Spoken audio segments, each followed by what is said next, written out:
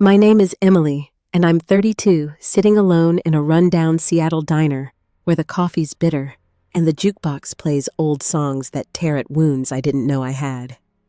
A week ago, I left the hospital a day early, my heart light ready to surprise Nathan, my husband of 7 years. I imagined his warm laugh our evening curled up in our little house with its creaky porch and ivy-wrapped mailbox. But I opened our bedroom door and saw him with Clara tangled in our sheets, her laugh a blade through my soul. My world stopped cold. I didn't scream, didn't cry. I turned, walked out, locked our cards, changed the locks, and vanished into the night's rain. What happened next shocked everyone, even me. I sit here, the neon sign buzzing outside a plate of cold fries, untouched, the weight of my shattered life sinking in. Have you ever had to walk away from everything you thought was yours? Where are you watching from? Like and subscribe, share your story below, and let's uncover what happens when the truth breaks free and changes everything. I drove through the rain, the wipers slapping the windshield, each thud mirroring the ache splitting my chest. My name is Emily, 32, and I was supposed to be home wrapped in Nathan's arms, not pulling into a motel lot, its vacancy sign flickering like a cruel taunt. The image of him with Clara in our bed seared my mind. Her laugh sharp as glass, his hands betraying every vow we'd made.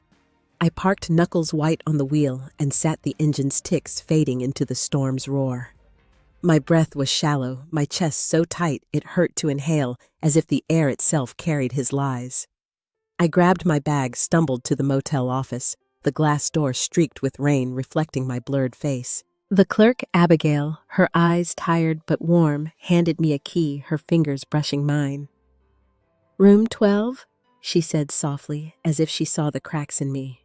I nodded, words stuck, and trudged to the room, its faded curtains and musty carpet a far cry from our cozy Seattle home. I collapsed onto the bed, springs groaning under me, and stared at the ceiling, water stains spreading like the doubts swallowing my mind. My phone buzzed, Nathan's name glowing like a wound.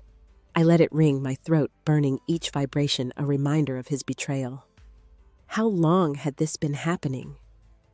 7 years of marriage, our house with its sagging porch, our dreams of kids, weekend hikes up Rainier. Had it all been a lie? I rummaged through my purse, fingers catching on a locket Nathan gave me on our 3rd anniversary. He'd knelt, eyes soft, promising forever, his voice steady. Now the metal felt like ice, a lie heavy in my palm. I snapped it shut, stomach churning, and shoved it back, the clasp biting my skin. I needed someone to hold me together. I dialed Hannah, my coworker, her voice a lifeline through the static. "Emily, what's wrong?" she asked, concern sharp. I choked out the truth, voice splintering, describing the wine glass on the counter. Its red stain, not mine, the perfume lingering in the air, Clara's silhouette in our bed. Hannah gasped, promised to drive over, but her voice caught. "I had a feeling Nathan was off," she admitted, quiet. I froze, grip tightening. "Why didn't you tell me?" I asked, sharper than I meant. She stumbled, said she wasn't sure, didn't want to stir trouble. The betrayal doubled Nathan's, and now hers, a new wound opening. I hung up, hands trembling, the room shrinking around me. I paced, sneakers scuffing the worn carpet, replaying Nathan's late nights, his excuses about work deadlines. Had I been blind? I opened my laptop, desperate for distraction, and saw a client email revisions due tomorrow. My head throbbed, thoughts scattering like leaves in the wind. I couldn't focus, not now. I slammed the laptop shut, the sound echoing. The locket glared from the nightstand, its engraving forever mocking me.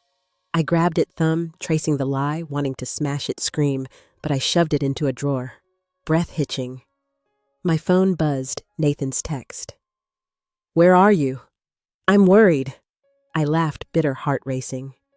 Worried while he was with her? I deleted it, fingers shaking. I needed answers, but facing him felt like stepping into fire. I lay back, ceiling stains blurring air conditioner, humming a dull drone.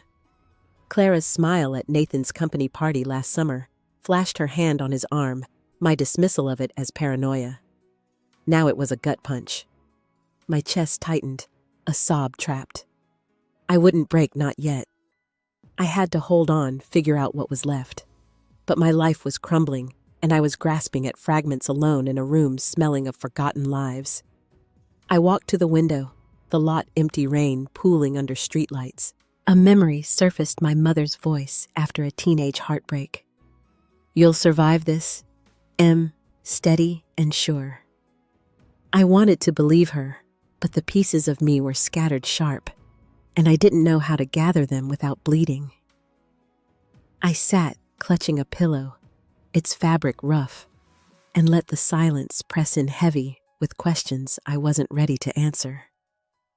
The motel's fluorescent light buzzed, casting jagged shadows across the peeling walls. I sat on the bed's edge, hands clasped to stop their trembling. My name, Emily, 32. My world unraveling faster than I could hold it. Nathan's text calling me dramatic burned in my mind, a fresh wound. I swiped it away, the silence heavier than his words. I needed to move to breathe, to escape the suffocating room. I grabbed my jacket zipper cold against my fingers and stepped outside, the Seattle night damp, the parking lot empty, except for a stray cat slinking under a rusty truck. My sneakers splashed through puddles, each step a question, a pulse of doubt. Clara wasn't a stranger. I'd met her at Nathan's office barbecue, her compliment on my dress too bright, her eyes too sharp, lingering on him.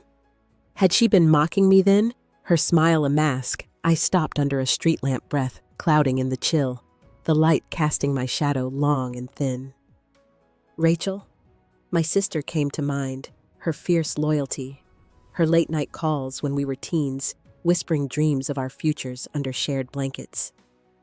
I dialed her fingers, numbed the phone cold against my ear. "Rachel?" I whispered, voice fraying like old thread. I spilled it all, the bedroom, Clara's perfume, Nathan's hands where they shouldn't be. She went silent, then roared, "That bastard! I always knew he was trouble." Her anger was a shield wrapping me, but then she dropped a bomb. "He borrowed $5,000 from me last month, Emily. Said it was for your surgery." My stomach dropped, the world tilting. My surgery was covered, no extra costs, the hospital bills neatly filed. "What did he spend it on?" I asked, voice hollow, barely mine. She didn't know, but the lie hung between us, a new cut deeper than the last. I leaned against a brick wall, its grit sharp through my jacket, grounding me as my thoughts spun. Nathan's laugh, our evenings repainting the dining room, a soft blue. His promises over late-night whiskey. Had they meant nothing? I thanked Rachel, voice shaking, promised to call tomorrow, and hung up the silence louder now. Back in the room, sleep was a stranger. I rummaged through my work bag, pulling out a sketchbook, its pages worn from late-night ideas. I'd drawn our house once, Nathan's shadow in the window, a memory of hope, love. Now it stung, a lie in ink. I ripped the page, the tear loud in the quiet, and let it fall to the floor, a crumpled relic. Work loomed, a client meeting. I wasn't ready for Mark's warning about my slipping focus echoing in my head. I rehearsed excuses, my voice flat, even in my mind, but pretending felt like betraying myself, a new kind of hurt. My phone buzzed, Nathan's text glaring. "You're being dramatic. Come home." I scoffed, his audacity fueling a fire in me. I powered off the phone screen, going dark, a small act of defiance. The clock glowed, 3:17 a.m., its light mocking my sleeplessness. I lay down, mattress creaking, Rachel's words echoing the money, the lies. Clara's laugh at that party, her ease with Nathan hit harder now, a taunt I couldn't shake. I wasn't just hurt. I was furious at him, at my own blindness. I sat up, pulse loud in my ears. This wasn't one night's wound. It was my life splitting open, raw and exposed. I walked to the window, the lot still, the cat gone. A memory hit, my high school teacher, Ms. Harper, her voice calm. "Betrayal shows you who you are, not them." I hadn't understood then, but now it was a mirror, reflecting a woman I didn't recognize, stolen from herself. I opened my bag, finding a photo from our honeymoon, Nathan's arm around me, the beach golden behind us. I stared, throat tight, then tucked it away, unable to tear it. I paced the room, too small thoughts too big. Another memory surfaced, my cousin's wedding, Nathan charming the crowd, but now I wondered who else had he charmed. The questions piled, each a stone in a wall I couldn't climb, trapping me in a truth I wasn't ready for. I sank back onto the bed, clutching a worn pillow, its fabric rough, and let the silence press in heavy with a life I no longer knew. Morning came too fast, the motel's thin curtains letting in a gray Seattle dawn that felt like a bruise. My name's Emily, 32, and I was unraveling my reflection in the bathroom mirror. A stranger, pale eyes, sunken hair, tangled. I splashed cold water on my face, but it didn't wake me. Didn't wash away Nathan's text, calling me dramatic, a word that clawed at me. I dressed the blouse too tight, my skin feeling foreign like it belonged to someone else. My phone was a weight in my bag as I drove to work, rain smearing the windshield, the wiper's rhythm, a mocking pulse. I parked, gripping the steering wheel, my heart pounding like a drum I couldn't silence. I had to face Mark, my boss, and a client meeting. I wasn't ready for my failure looming like a shadow. The office buzzed, phones ringing, voices overlapping in a chaotic hum. I slipped into my cubicle, hoping to vanish into the noise, but Hannah spotted me, her eyes soft with worry. "You okay?" She whispered, her concern piercing like a needle. I nodded, throat raw, forcing a smile that felt like a lie stitched onto my face. My desk was a mess, paper strewn, Mark's sticky note glaring about the client pitch. I opened my laptop, the design unfinished, colors bleeding together like my thoughts. Clara's arm around Nathan at that barbecue flashed her laugh, a splinter under my skin. I'd thought she was kind, just a friendly coworker. How had I been so wrong? My phone vibrated, Nathan's name glaring on the screen. "Emily, we need to talk. You're overreacting." My jaw clenched, heat rising in my chest like a fire catching. Overreacting while he'd been with her in our bed, I deleted the message, hands shaking the act a small rebellion. The meeting loomed minutes away. I grabbed my notes, pulse loud, and entered the conference room, the air thick with expectation. Mark was there, tie straight, the client, a woman in a crisp blazer beside him. "Emily, good?" he said, but his eyes narrowed, judging my frayed edges. I mumbled a hello, voice thin as paper. The pitch began, my words tripping over each other, slides misordered, my hands fumbling the remote. The client's frown deepened, her pen scratching notes like accusations. Mark's look was sharp, disappointed, cutting deeper than I expected. My mind drifted not to the pitch, but to Nathan's lies. Rachel's revelation about the $5,000 he borrowed, not for my surgery, but for what Clara's perfume. Secret dinners at places I'd never seen. I finished, hands sweaty, the client leaving with a polite nod that felt like dismissal. Mark pulled me aside, his voice low. "What's going on, Emily? You're dropping the ball." I tried to speak, but my voice broke a crack in my armor. "I'm sorry I managed weak, hating myself for it." He sighed, said we'd talk later, and walked away. I stood the room, spinning, shame and anger twisting like vines in my chest. Back at my desk, another text from Nathan. "This is ridiculous. You're embarrassing me." Embarrassing him. I wanted to scream, to unravel every lie he'd fed me. I flipped the phone over, heart hammering like a trapped bird. Hannah slid into the chair beside me, her voice gentle. "Lunch?" I shook my head, too raw to speak. She paused, then said, "I saw Nathan with Clara once at a bar. I thought it was nothing." My stomach sank, a new betrayal crashing over me. "You saw them," I whispered, voice sharp as a blade. She looked away, guilt in her eyes, and I stood grabbing my bag, needing to escape. The office was a cage, every sound grating, every glance heavy. Outside, The rain was cold against my face, my anger hotter. I ran into Benjamin, a coworker, his tone smug as he said, "Heard about you and Nathan? Maybe it's for the best." His words cut, assuming he knew my story, judging me without asking. I walked away, rain soaking through my jacket. Nathan, Clara. Hannah now, Benjamin, who else had seen me as the fool? I stopped at a corner store, the clerk Dylan noticing my red eyes. "You all right?"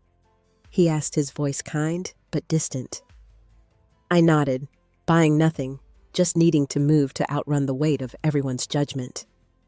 The rain soaked my jacket, but I kept walking, Seattle's streets slick under my boots, the world blurring through the downpour. "My name's Emily, 32, and I was drowning Hannah's words, a fresh wound, her silence as sharp as Nathan's lies. I turned a corner, the city's noise fading into a dull hum, my thoughts a storm tearing through me. Had everyone seen it coming, whispering behind my back while I played the happy wife? My phone buzzed in my pocket. Not Nathan this time, but Rachel, my sister. Her name? A flicker of light. I answered, voice raw, barely holding. "Emily, you okay?" she asked, her tone sharp with worry. I tried to speak, but a sob broke free, spilling Hannah's confession. Nathan's text blaming me for his betrayal. Rachel's voice hardened fierce. "He's a coward," she said, but then she added, "I should have warned you. He was always too smooth, too charming." I stopped, leaning against a bus stop shelter, its glass cold against my shoulder. Rain dripping through a crack in the roof, each drop a pulse of my anger. "What do you mean?" I asked, heart sinking, dreading her answer. She hesitated, then said, "He flirted with my friend at your wedding right in front of everyone. I thought it was harmless, just Nathan being Nathan." My breath caught our wedding, flashing my white dress, his hand in mine, the vows I believed. Had he been lying, even then, his promises empty from the start? I hung up, hands numb, the phone slipping back into my pocket, rain mixing with tears I didn't realize were falling. The shelter's leaking roof dripped onto my sleeve, each drop a beat of rage. I thought of our life, Nathan bringing me coffee in bed, our silly dances in the kitchen, to old jazz records. Had it all been a performance? I walked faster, chest tight, needing answers, needing something to hold on to. I pulled out my phone, opened Nathan's company website, and there was Clara's bio, her smile polished professional, a mask. She'd joined his team a year ago, right when his late nights started, his excuses about deadlines piling up like bricks. I scrolled her social media public posts of bars, concerts, Nathan in the background of one, his arm around her, casual, intimate. My vision blurred, tears and rain indistinguishable. I wanted to confront her, to demand why she'd torn my life apart, but the thought of her smug face, her easy laugh, stopped me cold. I pocketed the phone, breath ragged, my steps uneven. Back at the motel, I collapsed into a chair, the air stale, suffocating. My work bag sat untouched, Mark's warning about my performance echoing my job, slipping through my fingers like sand. I opened my sketchbook, finding Nathan's note tucked inside dinner tonight, just us, his handwriting, warm, familiar. My heart split, the memory of his smile a lie. Had he ever meant it? Another text from Nathan lit up my phone. "You're making this worse. Just talk to me." I laughed, a hollow, bitter sound, my anger surging. He thought he could control this, control me. I paced, fists clenched, the walls closing in. Clara's photo, Rachel's story, Hannah's silence piled on a wall I couldn't scale. A memory hit Miss Harper, my high school teacher, her voice steady. "Betrayal shows you who you are, not them." Now it was a mirror reflecting a stranger, a woman stolen from herself. I rummaged through my bag, finding a memory box, trinkets from our marriage, a ticket stub from our first date, a pressed flower from a hike. I closed it, unable to look the weight too much. Later, at a grocery store needing normalcy, the clerk Dylan noticed my red eyes. "You okay?" He asked, his concern unexpected piercing. I nodded, buying a single apple, its skin cold, and left his kindness a reminder of my isolation. Back in the room, I sat the apple untouched, the weight of it all crushing me. I was erased, my life a lie, and I didn't know how to find a way forward, the truth. A labyrinth with no exit. I was still on the motel floor, my back pressed against the bed, when a pounding at the door snapped me upright, the sound like a gunshot in the quiet. My name's Emily, 32, and I knew it was Nathan before I moved, his voice cutting through the thin wood, sharp, angry. Emily, open the damn door. My heart slammed against my ribs, a wild thing trapped, but I forced myself to stand, legs unsteady, palms damp. I'd been hiding, shrinking, but he was here, forcing me to face him. I cracked the door, his face flushed, eyes wild, a stranger wearing my husband's skin. What the hell are you doing? He yelled, shoving past me, the door banging against the wall. The room shrank, his cologne sharp, once a comfort, now a violation. You locked me out, froze our cards, he said, pacing like a caged animal, his voice loud, accusing. You're acting crazy. Crazy. The word hit like a slap, stealing my breath. I stood frozen, hands clenched, nails digging into my palms as he ranted, saying I'd humiliated him, overreacted, made a mess of his life. My silence seemed to fuel him, his voice rising, filling the room. His phone buzzed, Clara's name flashing on the screen, a neon wound. My stomach twisted a sick lurch. Answer it, I said, my voice low, trembling barely mine. He hesitated, eyes darting, then tapped the screen, and her voice spilled out loud, mocking, dripping with disdain. Nathan is, she still whining? My breath stopped, a knife twisting in my chest. Whining when I'd lost my entire world. She kept talking, her words slicing deeper, saying, I was never enough, too boring, too weak to keep him. Each syllable stripped me bare, my worth crumbling to dust. I wanted to scream, to claw at him, but my body wouldn't move, rooted to the spot. Nathan hung up his face, softening a fake concern that made my skin crawl. Emily, let's fix this, he said, voice low, almost gentle. It was a mistake, just a mistake. A mistake. I finally spoke, my voice cracking like glass. How long, Nathan? He looked away, rubbing his neck, avoiding my eyes. A year, he mumbled, barely audible. A year. My knees buckled, but I caught myself on the dresser, its edge biting into my palms, grounding me. A whole year of lies, of him coming home, kissing my forehead, while he was hers. My mind flashed to moments I'd trusted, cooking dinner together, planning a nursery all tainted, now poisoned. Why, I whispered, hating how small I sounded, how fragile. He sighed, exasperated, like I was the problem. You were always working, always stressed, Emily. I needed someone who saw me. The blame landed like a punch, knocking the air from my lungs. Me, I'd poured everything into us, into him, every late night, every compromise.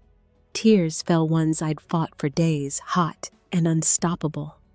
I wanted to hit him, to make him feel this pain, but my arms stayed limp, useless. He stepped closer, voice softer, manipulative. Come home, Emily. We can work it out. His hand reached for mine, and I flinched, stepping back, the room spinning, my chest so tight I could barely breathe. Get out, I said, my voice shaking but firm, a spark in the dark. He stared, surprised, then scoffed, grabbing his jacket, the fabric rustling. You'll regret this, he said, the door slamming behind him, the sound echoing like a final break. I sank to the floor, sobs tearing free, raw, unstoppable, my body shaking with the weight of it all. Clara's words never enough, and Nathan's blame shredded my core, leaving nothing but fragments. Hannah knocked her voice soft through the door. "Emily, it's me." I let her in my face a mess, and she hugged me, her arms warm, but not enough to fill the void. Leo, her neighbor, appeared in the doorway, his gray hair framing kind eyes. "Heard the noise," he said, voice steady. "I've been there. My wife cheated years ago. It's not you, Emily." His words were a lifeline, a faint tether, but I was still sinking, my strength gone. I sat clutching the edge of the bed, a memory flashing my grandmother's voice. "You'll find strength in the quiet, Em." I wanted to believe her, but I was shattering the pieces too small, too sharp to gather, and I didn't know if I could ever rebuild what I'd lost. The motel room was silent after Nathan's exit, the air thick with the echo of his accusations, his blame. "My name's Emily, 32. My face wet with tears, my soul hollowed out. Clara's taunt, never enough, looped in my head, a relentless blade slicing deeper with each pass. I crawled to my bag, fumbling for my phone, desperate for something to anchor me to stop the freefall. The screen glowed with notifications, not just Nathan's texts, but an email from Lauren, a mutual friend who'd once shared our Thanksgiving table. My heart sank as I opened it. "Emily, I'm so sorry," it read with a link to a social media post. I clicked, hands trembling, and there it was, Clara's public page, a photo of her and Nathan at a dimly lit bar, her lips on his cheek, his smile easy, familiar. "Finally, free to be us," she captioned the words, a punch to my gut. The post was hours old, already flooded with likes, comments from people I knew, some I'd called friends. "She's so lucky," one wrote. "Nathan deserves better," said another. My breath stopped the room, tilting my heart a stone. They were celebrating my ruin, rewriting my life while I broke. I scrolled each comment, a fresh wound, a coworker from Nathan's office writing, "About time he ditched the dead weight, dead weight." Me. My life. My love reduced to a cruel punchline. I dropped the phone, my chest heaving, shame burning hotter than the betrayal. These people had sat in our living room, eaten my cooking, laughed at my stories. Had they always seen me this way? A fool to pity, I stood legs unsteady and paced the small room, hands pulling at my hair, the walls too close. Another truth hit harder, sharper. Our savings, the account we'd built for a bigger house, for kids, for a future. I grabbed my laptop, logged into the bank, fingers clumsy on the keys. The balance was nearly gone, drained over months' transactions. I'd never questioned jewelry stores, hotels, restaurants, all while I worked late, trusting him, believing in us. My vision blurred, not with tears now, but rage, a white-hot fire in my bones. He'd stolen more than my heart. He'd taken my dreams, my future. I slammed the laptop shut, breath ragged, the sound echoing in the stale air. A soft knock came, Hannah's voice through the door. "Emily, it's me." I opened it, my face raw, and she hugged me, her arms warm, but not enough to fill the void. I showed her the post, my voice barely a whisper broken. She gasped, cursing Clara, but her eyes held pity, and that hurt worse, a sting I couldn't name. I didn't want pity. I wanted my life back, the one I'd believed in. Then a new notification pinged, a message from Jess, Nathan's sister, who'd always been kind, brought pies to our holidays. I opened it, bracing myself. "Emily, you didn't deserve this, but he says you pushed him away."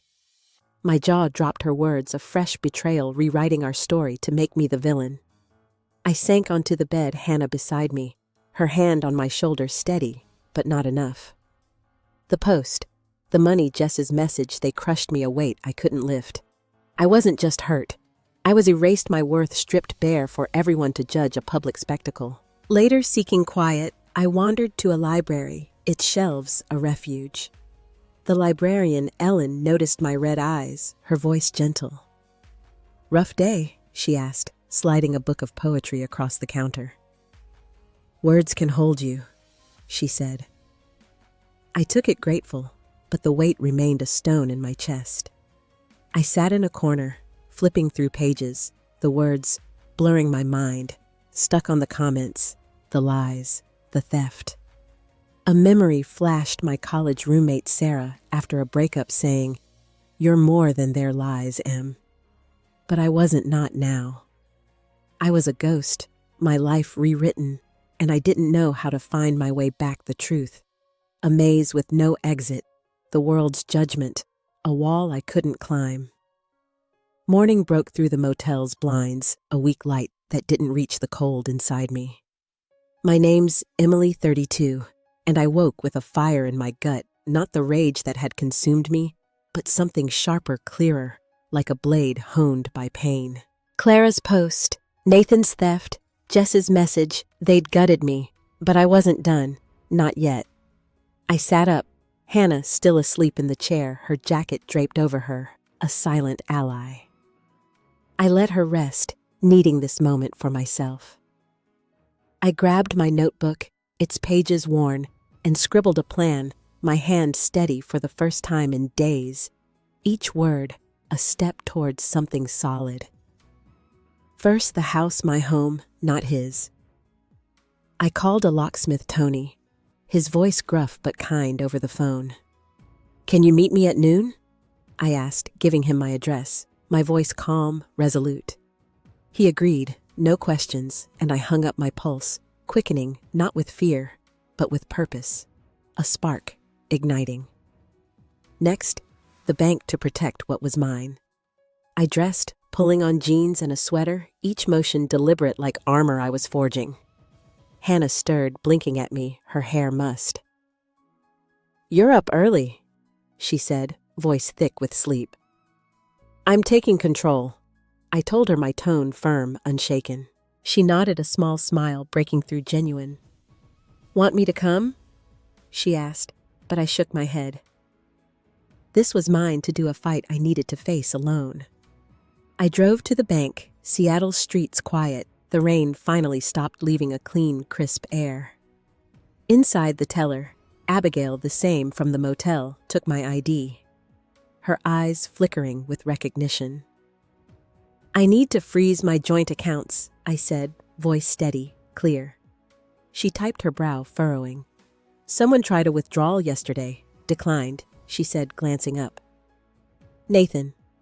My jaw tightened, but I nodded, unshaken. "Freeze them all," I said, and open a new account just in my name. She worked fast, handing me papers to sign, her efficiency a quiet support. I wrote my name, each letter reclaiming a line drawn in the sand. The new account was small, a fragile start, but it was mine, untouchable by him. I left the bank, my steps lighter, a weight lifting, and drove to the house, the place I'd once called home. Tony was waiting, his van parked in the driveway, toolbox at his feet. The house looked unchanged, white shutters, flower boxes wilting in the damp, but it felt foreign, a stranger's shell. "Ready?" he asked, his voice steady, grounding. I nodded, unlocking the door, the key cold in my hand. Inside, Nathan's shoes cluttered the entry. His coffee mug sat on the counter, a stain of his presence. My chest ached, a dull throb, but I pushed it down, refusing to let it pull me back. Tony worked on the locks, the clank of metal, a steady rhythm like a heartbeat I could lean into. I walked through the rooms, gathering what was mine, my sketchbooks filled with designs, my laptop, my mother's quilt folded neatly on the guest bed, its stitches a map of her love. These were mine, not his to taint. My phone, now charged, buzzed with a voicemail from Mark, my boss. "Emily, we need to talk about yesterday's pitch. Call me." I deleted it, not ready, but knowing I'd face work next, another battle to reclaim. Tony finished handing me new keys, their weight solid real in my palm. "You good?" he asked, his eyes kind, searching. "I am," I said, and meant it, a truth I hadn't felt in days. I locked the door behind him, standing in the quiet house, my house no longer his. I wasn't running anymore. I was building piece by piece, and no one, not Nathan, not Clara, could take that from me. I slipped the keys into my pocket, my resolve hardening like stone, ready for whatever lay ahead, a new path I'd carve myself. I stood in the house, the new keys cold in my pocket, my name, Emily 32, and for the first time in days I felt solid, grounded, the silence mine, not Nathan's to fill with lies. I locked the door, the click final, and drove to a coffee shop, needing a moment to breathe, to hold on to this new strength. The air inside was warm, thick with the scent of espresso and fresh bread, a comfort against the chill. I ordered a latte, sat by the window, the glass fogged from the heat, and opened my notebook, its pages a map of my fight. Legal steps were next a line I'd draw to protect myself. I searched online, landing on Sarah Coleman, a divorce lawyer whose website promised strength and clarity, words I clung to. I called, booking a consultation for tomorrow. My voice steady, unwavering, a version of me I was starting to recognize. The barista Abigail called my name. Her smile familiar from the motel, and as I grabbed my drink, an older woman at a nearby table, Ellen smiled, her glasses sharp against kind eyes. "You look like you're planning something big," she said, her voice warm, curious. "Starting over," I said, surprised by my own calm, the words true. She raised her cup, a small toast. "Good for you," she said, and her words lingered, a spark of validation in the fog. I drove to work. Mark's voicemail heavy in my mind, his disappointment a weight. But I wasn't the Emily who'd fumbled that pitch. The office loomed a challenge I wouldn't dodge. I walked in head high, shoulders back, and found Hannah at her desk, her eyes lighting up. She hugged me, whispering, "You've got this," her warmth a tether. I nodded, grateful, and headed to Mark's office. "My steps sure." He looked up, surprised, his tie slightly askew. "Emily, we need to talk," he said, tone clipped, expectant. I sat, hands folded steady. "I know I let you down," I said, voice clear. No tremble. "But I have a new pitch, something bold for the big client." He raised an eyebrow, skeptical, but waved me on. I pulled out my tablet, showing a design I'd sketched last week, vibrant, daring colors that sang of defiance. I spoke, words flowing, each one reclaiming my space, my worth. Mark leaned back, nodding slowly, his expression softening. "This is strong, Emily," he said. "Refine it, and we'll present it Friday." I left his office, heart pounding, not with fear, but pride, a fire I hadn't felt in years. Next I called Rachel, her voice warm, but tinged with tension. "I'm sorry I pushed you to confront him," she said, guilt in her tone. "You were trying to help." I said, my voice soft, but firm, meaning it. "I'm coming to Portland soon, Sister's Day." She laughed, the sound a balm healing old cracks. "Deal," she said, and I hung up lighter, our bond stitching back together. I drove to a shelter I'd found online, my back seat filled with Nathan's clothes shirts I'd once ironed with care jackets I'd picked for him on birthdays. I parked, carried the bags inside, and met Maria, a worker with a tired but kind face, her hands calloused from work. "These will help so much," she said, eyes meeting mine, warm with gratitude. A mom came in yesterday, nothing but a backpack for her and her kid. My throat tightened, but I smiled, the act grounding. "Glad they're useful," I said, voice steady. Maria squeezed my hand, a quiet connection, and I left the bags gone. My heart fuller, lighter. I stopped at a park, sitting on a bench, the air crisp, leaves falling around me. My notebook lay open, my plan growing each step a brick in a new foundation. A jogger passed, her ponytail swinging, and I remembered my college runs, the freedom in my stride, the wind in my hair. I wasn't whole yet, but I was moving, building something new. I closed the book, slipped it into my bag, and looked at the sky gray, but clearing a promise of light. My fingers brushed the new keys, and I stood, steps sure, my silence not weak, but powerful. A vow to myself that no one, not Nathan, not Clara, could steal my worth again. The park bench held me, the autumn chill sharp against my skin. My name, Emily, 32, my mind racing with the steps I'd taken. I'd locked Nathan out, frozen our accounts, but the world was reacting, and it wasn't gentle. My phone showed a voicemail from Nathan, his voice tight-clipped, accusing. Emily, divorce papers. You're serious. You're ruining everything. I deleted it, my stomach nodding, but his words lingered, a jab at the guilt I'd tried to bury. I stood walking to my car, gravel crunching under my boots, each step grounding me against his pull. At Hannah's apartment, where I'd moved my things, I spread my mother's quilt over the guest bed, its stitches a quiet comfort in the temporary space. Hannah was at work, the apartment mine for now, a haven. My laptop pinged with an email from Sarah, my lawyer, confirming the restraining order filing Nathan served. I exhaled, a weight lifting, but only slightly, the ripples of my actions still spreading. Then I saw it, a new post on Clara's social media, not private anymore, but a public rant, vicious and sharp. She called me petty, vindictive, said I'd trapped Nathan in a loveless marriage, her words dripping with scorn. The comments were worse, from friends we'd shared at barbecues, vacations, people who'd laughed at my table. She's always been cold, one wrote, a betrayal that cut deeper than I expected. I closed the laptop, hands cold, the sting of their judgment raw. These weren't strangers. They'd known me, or I'd thought they had. My phone buzzed, a text from Rachel. Saw Clara's post. She's trash. You okay? I typed back. I'm fine, but my fingers shook, betraying the lie. I wasn't fine, not when my world was painting me as the villain, rewriting my story. I needed to focus, to anchor myself, so I opened my banking app, checking my new account. The funds were safe, untouched, and I'd deposited my first freelance check, a small logo job I'd taken late last night, working by lamplight. It wasn't much, but it was mine, a lifeline I'd earned.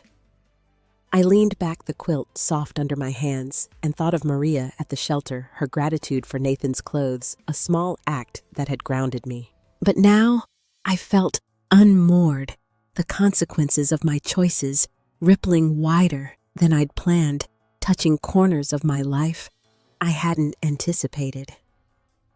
A knock at the door startled me, and I opened it to find Leo, Hannah's neighbor, his gray hair damp from the drizzle, holding a small potted plant, its leaves green and stubborn. Heard you're staying here? He said, his voice steady, kind. Thought you might like this. I took it, surprised, the pot cool in my hands. Thanks, I said, voice quiet but real. He nodded, then added, saw that online nonsense Clara posted.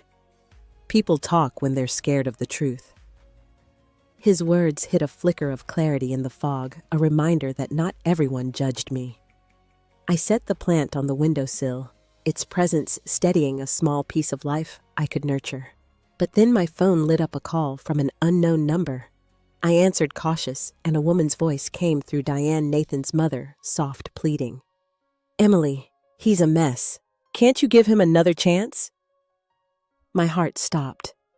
Her tone pulling at old loyalties, memories of her warm kitchen, her hugs at Christmas, the pies she baked for us.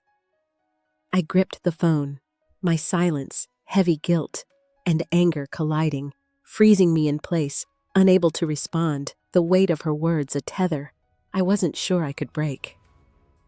Diane's voice clung to me, soft but heavy, begging me to save Nathan, to pull him from the mess he'd made. My name's Emily, 32, and I stood frozen in Hannah's apartment, the phone still warm in my hand. My breath caught. I mumbled, I have to go. My voice flat, and hung up the silence louder than her plea. Leo's potted plant sat on the windowsill, its green leaves defiant in the dim light. But Diane's call tugged me back to a life I was clawing my way out of her warmth, a chain I'd once loved. I sank onto the couch, its springs creaking, Clara's vicious post still twisting my story, Diane's words shaking my resolve. Was I too harsh, too quick to cut him off? I shook my head, pushing the thought away, but it clung a splinter under my skin. I opened my email hoping work would anchor me and found a message from Mark, my boss. "Your new pitch is a go," he wrote. "Client's excited. Present it tomorrow." A spark of relief flickered, but it was fleeting, the cost of everything else weighing heavier, a shadow I couldn't shake. My freelance gig had paid, a second logo job confirmed, and I wired the funds to my new account, each click a small victory, a step toward independence. But then I saw a text from Lauren, our old friend, the one who'd sent Clara's post. "I heard you're leaving Nathan," it read. "I'm sorry, but maybe it's for the best." The words stung her apology hollow, like she'd already chosen sides without hearing mine. I didn't reply, my chest tight, the room's walls pressing closer. I stepped onto the balcony. Seattle's lights blurred in the evening haze, the air damp and heavy. A memory hit, not of Nathan, but of my father, his quiet strength before he passed, his voice low, as we fished by a lake. "Stand tall, M, no matter what." I'd buried that part of myself under Nathan's lies, but it stirred now, faint, but real. My phone buzzed again, a notification from a local news site. I opened it, curious, and froze my breath, catching. A small article featured the shelter, Maria's face smiling, holding a kid's jacket, thanking an anonymous donor for clothes that helped a family start over. My throat closed, a mix of pride and ache swelling in my chest. I'd done that, given something real, but it felt so far away, a flicker in the dark. Back inside, I sat at the kitchen table, pulling out a letter I'd found in my bag, one Nathan sent weeks ago before I knew about Clara. "I'm sorry I've been distant," it read, his words, neat, calculated, a performance. "I just need you to try harder. Try harder." The audacity burned a fresh spark of anger. I folded it, tucked it into a drawer, a reminder of what I'd never returned to, a life I wouldn't let claim me again.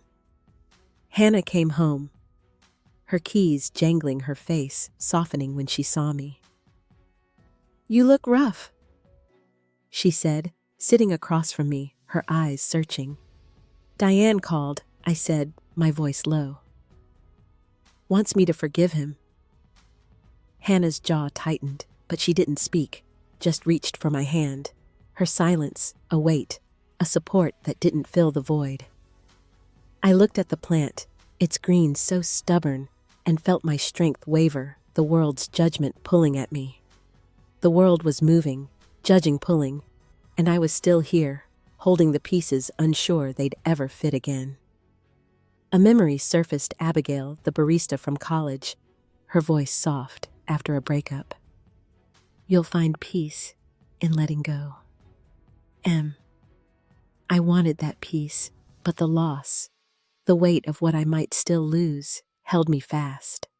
My heart heavy, my steps uncertain, the fight in me quiet, but not gone. The morning sun slipped through my new apartment's window, painting the scuffed walls a soft gold, a fragile warmth. My name's Emily, 32, and I was starting to feel like I belonged in this small space, a one-bedroom I'd claimed as my own, its imperfections mine to shape. My sketches hung on the walls, their colors bright against the peeling paint, a defiance I was learning to embody. I stood at the counter, stirring cream into my coffee, the spoon's gentle clink, a rhythm I'd built, a small music in the quiet. Outside, Seattle woke slowly, buses rumbling down the street, a dog barking in the distance, the city alive but distant. I'd moved out of Hannah's a week ago, needing roots that were mine, not borrowed. My phone sat silent on the counter. No messages from Nathan, no venom from Clara. a quiet that felt like a gift, one I hadn't expected to find. I sipped my coffee, its warmth spreading through me, and stepped to the balcony where a wooden garden box held basil and thyme, their leaves fragile but stubborn, reaching for light. I'd planted them myself, my hands in the cool soil each evening, a ritual that steadied me, a tether to something growing. Today, I had somewhere to be, an art class. Leo, Hannah's neighbor, had nudged me toward his quiet encouragement, a spark in my fog. I grabbed my bag, a canvas tote stained with paint from late-night sessions, and headed out, the air crisp, smelling of pine and wet pavement, the city's pulse steady under my feet. The community center was a short walk, its brick walls draped in ivy, a quiet haven. Inside, the room smelled of turpentine and old wood easels scattered under fluorescent lights that hummed softly. Leo waved me over, his smile warm, and introduced me to the group, a mix of faces young and old, each carrying their own unspoken stories, their hands moving over canvases. We painted, the instructor's voice a gentle guide, and I chose a canvas, mixing blues and grays, my brush shaping a wave, not angry, but alive, rolling toward a shore I couldn't yet see. It felt like me moving forward, not whole, but trying, each stroke a small claim on my future. A woman beside me, Grace, her hair streaked with silver, leaned over, her voice soft. "You've got a steady hand," she said, her eyes kind, no judgment. I smiled, surprised by how easy it felt, how her words landed like a gift. After class, I lingered, helping Leo stack chairs, their metal frames cool against my hands. He asked how I was holding up, his eyes kind, but not prying, a quiet strength in his gaze. "Better," I said, and meant it, the truth settling in me. "I'm finding my way." He nodded, as if he'd seen this before, people rebuilding after their worlds cracked open. Back home, I set my painting on the table, its colors catching the light, a piece of me made visible. I opened my laptop, checking work emails, and found notes from Mark on my upcoming presentation, his tone warmer now, trusting a shift I'd fought for. I'd earned that trust, clawed my way back from the edge. I stepped outside, the balcony cool under my bare feet, and pinched a basil leaf, its scent sharp, grounding, a reminder of what I could nurture. I breathed slow, my heart steady, not healed, but resting, ready for whatever came next. A quiet strength taking root in the space I'd carved for myself. The basil's scent clung to my fingers as I stepped back inside, the apartment's quiet wrapping around me like a soft blanket. My name's Emily, 32, and I was learning to live in this new skin, scarred but steady, a woman remade by her own hands. I set my coffee mug in the sink, its ceramic cool, and glanced at my phone, a text from Rachel glowing on the screen. "Portland this weekend. Just us." I smiled, typing back. Count me in my heart, lifting at the thought of her. Our sisterhood frayed by Nathan's chaos, but stitching itself back together. I needed her laugh, our old stories, the way we'd braid each other's hair as kids, whispering secrets in the dark. At my desk, I pulled out a stack of work notes, my new role at the office, demanding more, now a challenge I welcomed. I was mentoring Mia, a junior designer with bright eyes and a nervous habit of twisting her hair, her drafts timid, but growing bolder with each try. She'd emailed me a new layout, raw but promising, and I wrote feedback, my words encouraging, precise, giving her what I'd needed months ago, someone to believe in my spark. I realized I was building more than designs, I was building her up, and that felt right, like a piece of me coming back. I stood stretching and walked to my bookshelf, a thrift store, find I'd painted a deep blue, its shelves uneven but sturdy. A photo of my father sat there, his grin wide, taken at a lake when I was 10, his fishing rod in hand, teaching me patience under a wide sky. I touched the frame, my chest warm, his voice echoing, "Stand tall, Em, no matter what." I was standing now, not for Nathan, but for myself, for the girl who'd learned to wait for what mattered. The doorbell buzzed, and I opened it to find Mia. Her portfolio clutched tight, her cheeks flushed. "I forgot to ask about this layout," she said. Shy, her voice barely above a whisper. I invited her in, clearing space on my small table, the wood scratched but warm. We talked her ideas, spilling out bright and unpolished. And I saw myself in her, the hunger to prove something to be seen. "You're doing great, Mia," I said, my voice steady and her smile small but real, was worth it, a mirror of my own growth. After she left, I grabbed my coat, heading to the corner market, the streets alive with kids biking, a man strumming a guitar on a corner, his melody soft against the city's hum. I bought apples, their skin crisp and cool, and a loaf of bread, choices that felt like mine, small but deliberate. Back home, I sliced an apple, the knife steady in my hand, the sound clean, precise. I sat by the window, the city humming below my thoughts, clear, settled. I'd lost so much: my marriage, my trust, my old self. But I was here, breathing, choosing, building. I opened my sketchbook, not to draw, but to write a single word on a blank page. Enough, its letters, bold, a declaration. I closed the book, my eyes on the horizon, the skyline soft in the dusk, a canvas of possibility. I wasn't fixed, not whole, but I was whole enough to keep going, my steps quiet, my heart open, ready for whatever lay ahead, a life I'd shape with my own hands. The air in my apartment was cool, the morning light soft through the curtains, a gentle glow that felt like a promise. My name's Emily, 32, and I was finding my footing step by quiet step in a world I was learning to call mine. I stood at my kitchen counter, grinding coffee beans, their earthy scent, filling the small space, my routine a rhythm I'd crafted, deliberate and grounding. Today was different, heavier. Nathan had asked to meet to sign the divorce papers, a final severing. I'd agreed, choosing a small cafe downtown, neutral ground, a place where the past couldn't claim me. I dressed in a green sweater, one I'd bought for myself, its fabric soft against my skin, a choice that felt like armor. I headed out, my boots tapping on the sidewalk, the Seattle air sharp and clean, carrying the scent of rain and cedar. The cafe was busy, the clink of cups and low chatter, a steady hum, a backdrop to the moment I'd been building toward. Nathan sat by the window, his face drawn older than I remembered, the lines deeper, his eyes tired. I slid into the seat across from him, my hands steady, my heart calm, a quiet strength I'd earned. He pushed the papers toward me, his voice low, almost broken. "I'm sorry, Emily. I messed up big time." His eyes searched mine, looking for something I no longer had to give.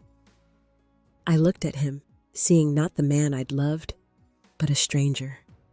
His apologies too late. I signed my pen, smooth against the paper, each stroke a release, a door closing. "I forgive you," I said, my voice clear. "Not for you, but for me." He nodded, silent, his hands fidgeting, and I stood, leaving him there, the door's chime ringing as I stepped outside, the air sharp, clean, washing over me like a new beginning. I walked, my shoulders light, the weight of him falling away. Later at the community center, I set up for the art exhibit. My paintings hung alongside others from Leo's class, swirls of blues and golds telling my story, not of pain, but of rising, of becoming. People milled around, their voices, warm, curious, and a woman, Ruth, her gray hair in a braid, stopped by my work. "This feels alive," she said, her eyes kind, seeing me. I thanked her, my chest full, not with pride, but purpose. A sense of being seen for who I was, now, not who I'd been. Back home, I checked my email, finding a message from Mark, my boss. "The client loved your project," he wrote. "You're leading the next one." I smiled, the words a quiet victory, one I'd fought for, earned through nights of doubt and days of defiance. I stepped onto my balcony, the evening sky streaked with pink soft against the city's edges, and watered my herbs, their leaves soft under my fingers, thriving in their small box. The city hummed below, alive, but I was still, my heart calm, not fully healed, but whole enough to stand here in this moment. I leaned against the railing, breathing slow, the past behind me, the future unwritten, and for the first time, that felt like enough a life I could shape a story I could tell. The balcony's quiet settled around me, the city's pulse, a distant hum soft against the evening's hush. My name's Emily 32, and I was learning to carry my own weight, not someone else's, to walk a path I'd carved through pain. I stepped inside the apartment's warmth, wrapping me, and sat at my small table, a candle flickering its glow, soft casting gentle shadows. I pulled out a notebook, not for sketches, but for words, a letter to the girl I used to be, the one who believed love was enough. Dear Emily, I wrote you tried so hard to hold it all together to make it work. You're enough, you always were. My pen paused, my reflection clear in the window eyes, no longer haunted, but steady, alive. I saw Rachel tomorrow, a road trip to our childhood home in Portland, to scatter Dad's ashes in a meadow behind the house where the grass grew tall and wild, the wind carrying him free, a promise we'd delayed too long. It was a closing, not just for him, but for us, a circle sealed with love and memory. At work, I'd taken on mentoring Mia, her confidence blooming with each design, her drafts bolder, brighter. Yesterday, she'd hugged me, her voice shy, but sure. You make me believe I can do this, Emily, she said, and I smiled, realizing I was giving her what I'd craved, a hand to hold, not to fix, but to lift, to light the way. I stood walking to my bookshelf, a thrift find, painted a deep ocean blue, its shelves holding stories of my own making. A single photo sat there, me and Rachel arms linked, laughing at a county fair years ago. Cotton candy, sticky on our fingers, the sun bright behind us. I touched it, grateful for her, for the roots that held when everything else shattered. The candle's flame danced my thoughts, settling like leaves after a storm. I'd heard Clara and Nathan had split, a whisper from a friend, but it sparked no joy, no spite, just a quiet nod, their story no longer mine to carry. I wrote one last line in my letter. Keep going, Emily. You're stronger than you know, and folded it, tucking it into a drawer. A promise sealed, a vow to myself. The lesson wasn't loud. No grand epiphany, but a truth carved deep in my bones. Pain cracks you open raw and exposed, but it's in the rebuilding, the small, stubborn steps, the choices made in quiet moments that you find yourself not whole, but whole enough. I wasn't running from hurt anymore. I was walking towards something better, not because I won, not because I was right, but because I chose me every single day. I blew out the candle, the smoke curling upward, a wisp of release, and leaned back my breath, even my heart full, not with answers, but with possibility, a life I'd build with my own hands. What's a moment that made you choose yourself, that sparked your own rebuilding? Share it below. Let's hold space for each other's stories, for the steps we take in the quiet. If this resonated, please like, subscribe, and share it with someone who might need a reminder of their own strength. Thank you for listening, for being here with me. Here's to healing, to finding our way, one stubborn, beautiful step at a time.